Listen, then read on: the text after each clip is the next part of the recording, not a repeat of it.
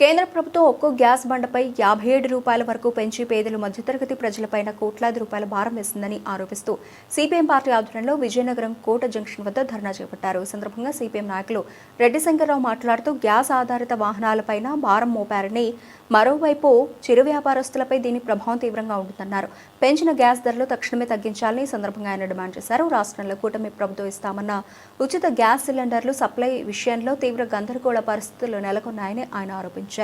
కేంద్రంలో ఉన్న బీజేపీ ప్రభుత్వం మోడీ నాయకత్వంలో, అమిత్ షా నాయకత్వంలో అంతర్జాతీయ మహిళా దినోత్సవం సందర్భంగా ప్రతి ఇంటి మహిళ మీద కూడా ఒక సిలిండర్కి 57 రూపాయల 25 పైసలు చొప్పున పెద్ద ఎత్తున ధరలు పెంచారు. గ్యాస్ ధరలు పెంచడమే కాదు, ఈరోజు మధ్యతరగతి పేద కార్మికులు, కష్టజీవులు గ్యాస్ ధరలు భరించలేక ఇబ్బందులు పడాల్సిన పరిస్థితి వస్తుంది. రెండో వైపున ఉచితంగా ఇస్తామన్నటువంటి గ్యాస్ సిలిండర్లకి చంద్రబాబు నాయుడు ప్రభుత్వం గ్యాస్ ఇవ్వకుండా మీరు ముందిడిపించుకోండి, తర్వాత డబ్బులు వేస్తామని చెప్పేసి మాయ మాటలు చెప్పడం సరైంది కాదు. తక్షణమే ఉచిత గ్యాస్ సిలిండర్లు అందరికి అందించాలి.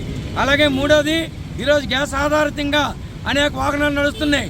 కార్లు కానీ, టాటా ఏసీలు కానీ, ఆటోలు కానీ, ఇవన్నీ కూడా అనేక రకాల వ్యాపారాలతో నడుస్తున్నటువంటి వాళ్ళకి ఈ భారం మరింత ఎక్కువ అవుతుంది.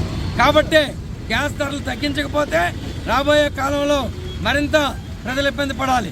అంతేకాదు, ఈరోజు హోటల్స్లోన తినుబండారాలు రోడ్ల మీద అమ్ముకునే అనేక మంది చిన్న చిన్న వ్యాపారులు, చిరు వ్యాపారులు ఈరోజు బిర్యానీ బండి కానీ, నూడిల్స్ కానీ వాళ్ళంతా కూడా గ్యాస్ మీద ఆధారపడే నడుపుతున్నారు. వాళ్ళకి డబలు వేస్తారు ఈరోజు గ్యాస్ ధరలు. ఏమంటే మీది కమర్షియల్ గ్యాస్ అంటున్నారు. ఆ రకంగా చిరు వ్యాపారుల మీద తీవ్రమైన భారం పడుతుంది. కాబట్టి తక్షణమే పెంచిన ధరల్ని, గ్యాస్ ధరలు తగ్గించాలని, ఉచిత గ్యాస్ సరఫరా చేయాలని సిపిఎం పార్టీ డిమాండ్ చేస్తూ ఈరోజు విజయనగరం జిల్లా కమిటీ నిరసన తెలియజేస్తూ ఉంది. కానీ వెంటనే ప్రభుత్వం తగ్గించకపోతే ఈ పోరాటం రాష్ట్ర వ్యాప్తంగా జరుగుద్ది.